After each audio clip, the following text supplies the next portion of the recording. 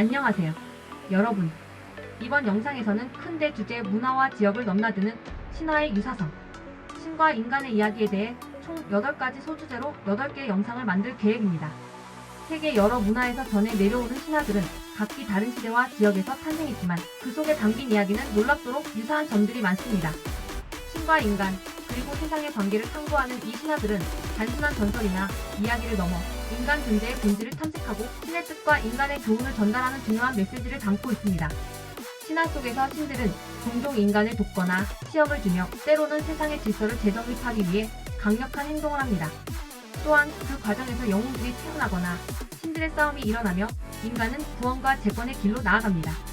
이러한 신화들은 문화와 지역을 넘어서 인류에게 중요한 가르침을 전하는 보편적인 교훈을 제공합니다.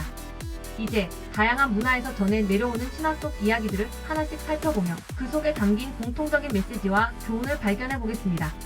그 세 번째 영상으로 신적인 존재의 불사와 죽음, 그리고 부활이라는 소주제로 진행해 보려고 합니다.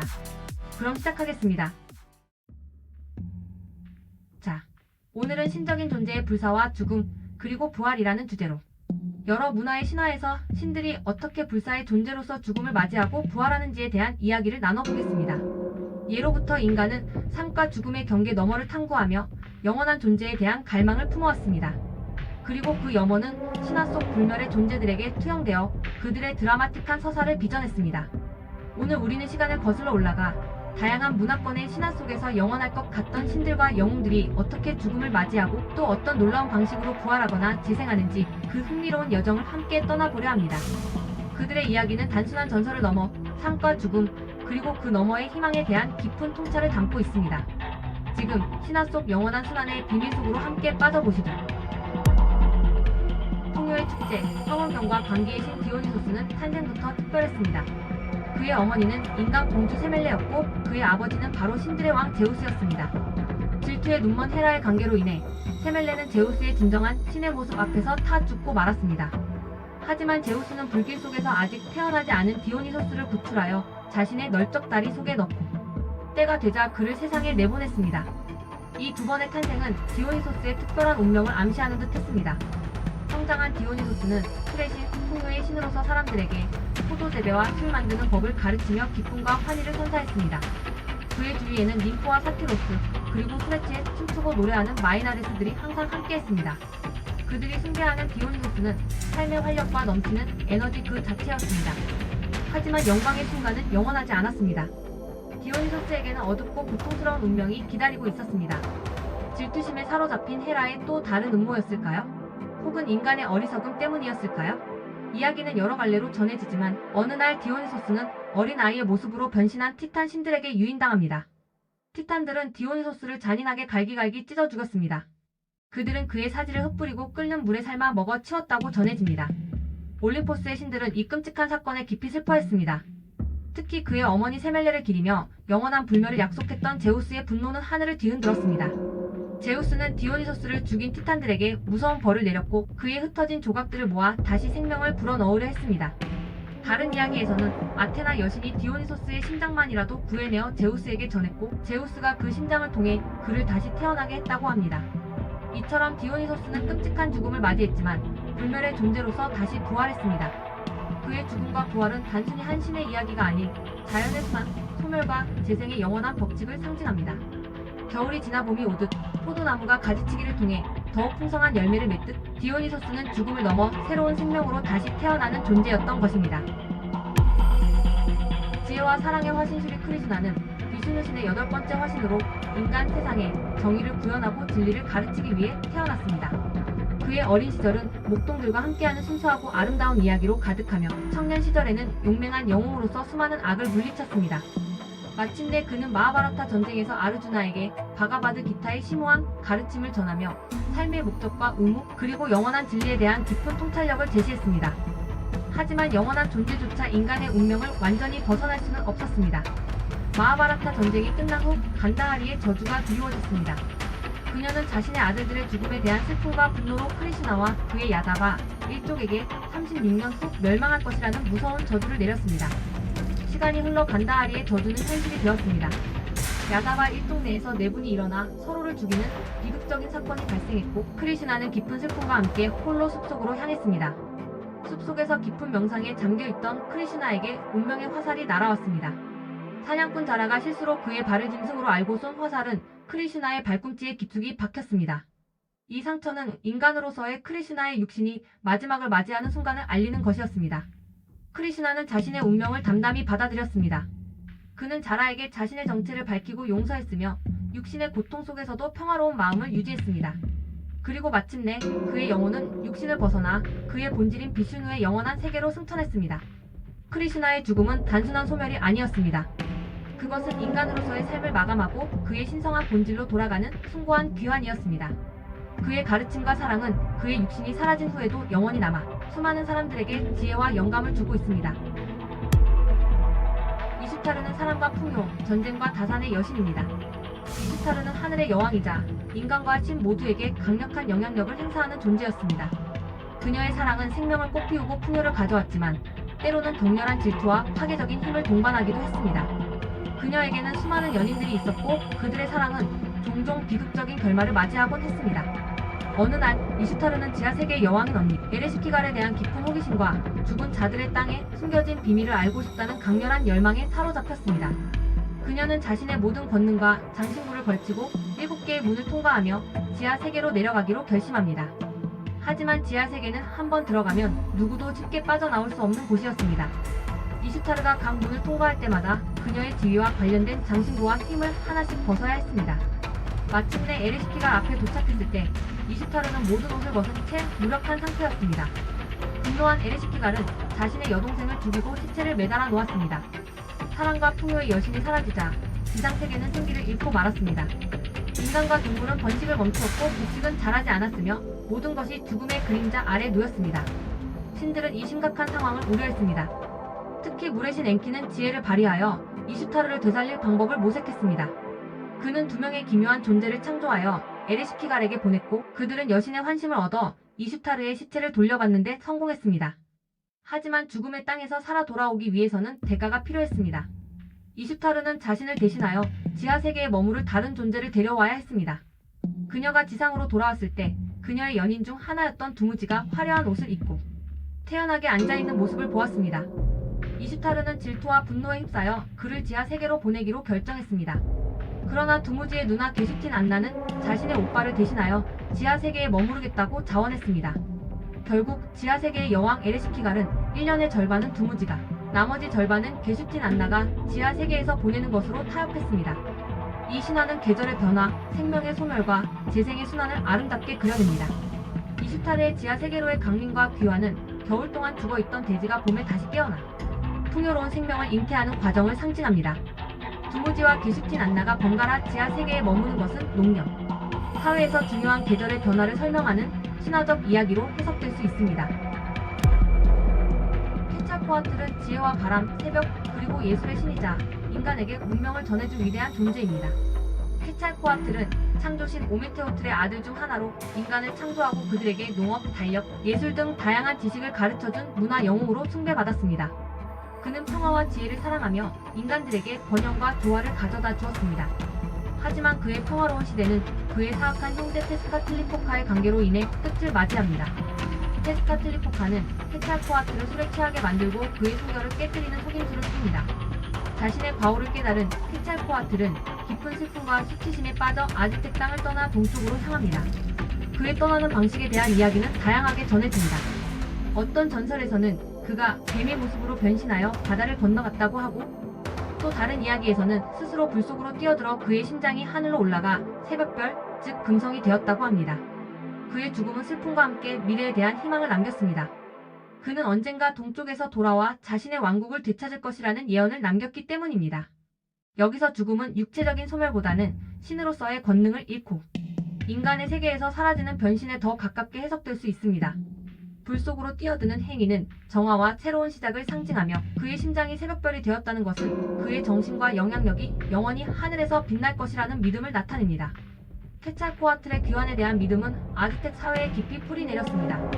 그들은 그가 언젠가 다시 돌아와 정의로운 통치를 펼치고 황금시대를 열어줄 것이라고 믿었습니다. 이 믿음은 후에 스페인 정복자들이 도착했을 때 일부 아즈텍인들이 그들을 케찰코아틀의 귀환으로 착각하는 비극적인 결과를 낳기도 했습니다.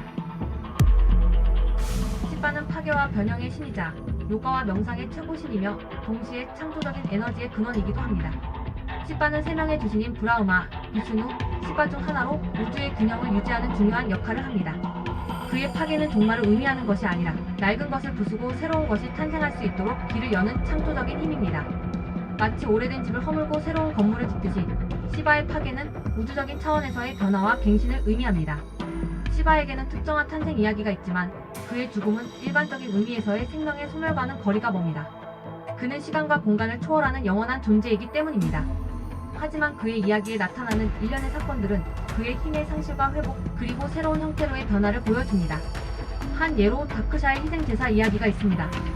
시바의 아내 사티는 아버지 다크샤가 시바를 모욕하는 것에 분노하여 스스로 목숨을 끊습니다. 깊은 슬픔과 분노에 휩싸인 시바는 격렬한 춤을 추며 우주를 파괴할 듯한 루즈라의 모습으로 변합니다. 그의 분노는 세상을 떨게 하지만 동시에 그의 내면의 고통과 사랑하는 이를 잃은 슬픔을 보여줍니다. 이후 시바는 긴 명상에 잠겨 자신의 내면으로 깊이 들어갑니다. 그의 고요한 명상은 파괴적인 에너지를 정화하고 새로운 창조의 힘을 축적하는 과정으로 볼 수 있습니다. 시간이 흘러 그는 다시 세상에 나와 새로운 역할을 수행하며 우주의 질서를 회복합니다. 또 다른 관점에서 시바의 배우자인 파르바티와의 결합은 우주의 창조적인 에너지를 상징합니다. 그들의 끊임없는 상호작용은 우주의 생성, 유지, 소멸, 그리고 재생이라는 영원한 순환을 나타냅니다. 혼자인 시바는 파괴적인 힘을 지니지만 파르바티와 함께할 때 그는 창조의 근원이 됩니다. 따라서 시바의 이야기는 죽음과 부활이라는 이분법적인 개념보다는 끊임없이 변화하고 순환하는 우주의 본질을 반영합니다. 예수 그리스도는 하나님의 아들로서 인간의 몸을 입고 이 땅에 오셨다고 전해집니다. 그는 사랑과 용서, 평화의 메시지를 전하며 가난하고 병든 자들을 치유하고 섬겼습니다. 그의 가르침은 당시 사회의 권력자들에게는 위협으로 여겨졌고 결국 그는 유대교 지도자들과 로마 제국에 의해 십자가형이라는 가장 고통스럽고 수치스러운 죽음을 맞이하게 됩니다. 예수의 죽음은 그의 제자들에게 큰 충격과 절망을 안겨주었습니다. 그들이 믿고 따랐던 스승은 무력하게 붙잡혀 고난을 당하고 결국 십자가 위에서 숨을 거두었기 때문입니다. 그의 시신은 제자들에 의해 무덤에 안치되었고 그들은 슬픔 속에 흩어졌습니다. 하지만 모든 것이 끝난 것처럼 보였던 그 순간 놀라운 사건이 일어납니다. 성경에 따르면 예수께서 십자가에 못 박혀 죽으신 지 사흘 만에 무덤에서 다시 살아나셨습니다. 그의 부활은 제자들에게는 믿을 수 없는 기적이었으며 그들의 절망은 기쁨과 확신으로 바뀌었습니다. 부활하신 예수님은 여러 차례 제자들 앞에 나타나 자신이 살아났음을 증명하시고 그들에게 복음을 땅 끝까지 전파하라는 사명을 주셨습니다. 그리고 마침내 그는 제자들이 보는 앞에서 하늘로 승천하셨다고 전해집니다. 예수 그리스도의 죽음과 부활은 단순한 개인의 이야기가 아닌 인류 전체를 위한 희생과 구원의 메시지를 담고 있습니다. 그의 죽음은 인간의 죄를 대신 짊어진 고난이었으며 그의 부활은 죽음을 이기고 영원한 생명을 얻을 수 있다는 희망을 상징합니다. 그의 부활은 기독교 신앙의 핵심이며 수많은 사람들에게 죄사함과 영원한 삶에 대한 믿음을 심어주었습니다. 그의 가르침은 시대를 초월하여 사랑, 용서, 정의, 평화와 같은 보편적인 가치를 강조하며 인류의 정신적인 지표가 되고 있습니다. 아도니스는 인간이지만 눈부신 아름다움으로 인해 아프로디테의 마음을 사로잡았습니다. 아프로디테는 그를 극진히 사랑하여 항상 곁에 두고 사냥의 위험으로부터 보호하려 했습니다. 하지만 아프로디테가 잠시 자리를 비운 사이 아도니스는 사나운 멧돼지의 습격을 받아 치명적인 상처를 입고 젊은 나이에 비극적인 죽음을 맞이합니다. 사랑하는 연인의 갑작스러운 죽음에 아프로디테는 깊은 슬픔에 잠겼습니다. 그녀는 피를 흘리며 죽어가는 아도니스의 곁에서 애통해했고 그의 붉은 피가 땅에 스며들자 그 자리에서 핏빛의 아름다운 꽃 아네모네가 피어났다고 전해집니다. 그녀의 슬픔은 너무나 깊어 올림포스의 신들조차 안타까워했습니다. 아프로디테의 간절한 소망과 제우스의 중재로 인해 아도니스는 완전히 망각의 세계로 사라지지 않고 특별한 운명을 맞이하게 됩니다. 그는 1년 중 일부 기간 동안은 지하 세계의 여왕 페르세포네와 함께 머물고 나머지 기간 동안은 아프로디테 곁으로 돌아와 지상에서 다시 살아 숨쉬게 된 것입니다. 아도니스가 지하 세계에서 지내는 동안 지상의 아름다움은 시들고 겨울이 찾아옵니다. 생명의 기운은 땅속 깊이 숨어들고 자연은 잠시 죽음과 같은 고요함에 잠깁니다. 하지만 아도니스가 다시 아프로디테 곁으로 돌아오는 봄이 되면 대지는 다시 활기를 되찾고 꽃들이 만발하며 생명의 기쁨이 넘실거립니다. 아도니스의 죽음과 재생 이야기는 덧없이 쓰러져가는 아름다움과 죽음 이후에도 끊임없이 순환하는 생명의 힘을 상징합니다. 그의 짧은 생은 찬란한 아름다움이 영원할 수 없다는 인간의 숙명을 보여주는 듯합니다. 하지만 그의 주기적인 귀환은 겨울이 지나면 반드시 봄이 찾아오듯 죽음 속에서도 새로운 생명이 움트는 자연의 섭리를 아름답게 그려냅니다. 후나프와 스발란케는 위대한 사냥꾼이자 지혜로운 존재인 훈바츠의 아들들입니다. 그들은 뛰어난 재능과 용기를 타고났으며 시발바의 군주들이 보낸 도전을 받아들여 지하 세계로 내려갑니다. 그 이유는 아버지 훈바츠와 그의 형제 부부 마이너스 부키가 과거 시발바에서 속임수에 빠져 죽임을 당했기 때문입니다. 시발바로 향하는 길은 험난했습니다. 피의 강, 고름의 강, 정갈의 집, 박쥐의 집 등 끔찍한 장소들을 통과해야 했습니다. 마침내 시발바의 군주들과 마주한 쌍둥이 영웅들은 그들의 교활한 시험과 함정에 맞서 지혜와 기지를 발휘하며 마쳤습니다. 하지만 결국 그들은 시발바 군주들의 속임수에 넘어가 박쥐의 집에서 죽음을 맞이하게 됩니다. 후나프는 박쥐에게 머리가 잘려 죽었고 스발란케는 형의 죽음에 깊이 슬퍼했습니다. 하지만 영웅은 쉽게 쓰러지지 않았습니다. 스발란케는 동물들의 도움을 받아 후나프의 잘린 머리를 되찾고 마법적인 능력을 사용하여 그의 형을 다시 살려냅니다. 이 부활은 단순한 소생이 아닌 죽음을 극복하는 영웅적인 의지의 표현입니다. 부활한 쌍둥이 영웅들은 더욱 강력해지고 지혜로워졌습니다. 그들은 시발바의 군주들을 다양한 속임수로 골탕 먹이고 그들의 힘을 약화시켰습니다. 특히 공놀이 경기에서 그들은 뛰어난 실력과 지략으로 시발바의 군주들을 연이어 패배시켰습니다. 마지막으로 후나프와 스발란케는 스스로 불 속으로 뛰어들어 죽음을 가장합니다. 시발바의 군주들은 그들의 죽음을 기뻐하며 뼈를 빻아 강물에 뿌려버리지만 쌍둥이 영웅들은 다시 놀랍게도 더욱 강력한 모습으로 부활합니다. 그들의 부활은 죽음조차 그들을 완전히 소멸시킬 수 없음을 보여주는 극적인 장면입니다. 부활한 쌍둥이 영웅들은 마침내 시발바의 군주들을 물리치고 그들의 악행을 끝냅니다. 그들은 지하세계에 정의를 세우고 아버지의 복수를 이루며 생명의 세계로 안전하게 돌아옵니다. 후나프와 스발란케의 죽음과 부활 이야기는 마야 신화에서 중요한 의미를 지닙니다. 이는 인간의 용기와 지혜, 그리고 불굴의 의지로 죽음이라는 가장 강력한 힘조차 극복할 수 있다는 희망적인 메시지를 전달합니다. 이렇게 여러 문화권의 신화 속에서 불멸로 여겨졌던 신들과 영웅들의 죽음과 부활 이야기는 끊임없이 되풀이되었습니다. 이러한 이야기들은 단순한 전설이 아닌 깊은 의미를 담고 있습니다. 신들의 죽음과 부활은 계절의 변화와 자연의 순환을 반영하며 소멸 뒤에 새로운 시작이 있음을 암시합니다. 또한 절망적인 죽음 이후에 찾아오는 부활은 인류에게 어떤 어려움 속에서도 희망을 잃지 않을 수 있다는 메시지를 전달합니다. 신화 속 불멸 존재들의 죽음과 부활 이야기는 우리에게 삶의 유한함 속에서도 희망을 잃지 않고 끊임없이 변화하는 세상 속에서 새로운 의미를 찾아 나아가도록 격려합니다. 죽음은 끝이 아닌 변화의 일부이며 그 너머에는 언제나 새로운 시작과 재생의 가능성이 존재한다는 것을 깨닫게 합니다. 이 영원한 이야기들은 시간을 초월하여 우리에게 용기와 위안을 주며 삶의 여정을 꿋꿋하게 걸어갈 수 있도록 힘을 실어줄 것입니다. 다음에 올릴 영상에는 여신의 창조와 파괴에 대한 여러 신화들을 알아보겠습니다. 다음 영상도 꼭 시청 부탁드리고 좋아요와 구독도 부탁드려요.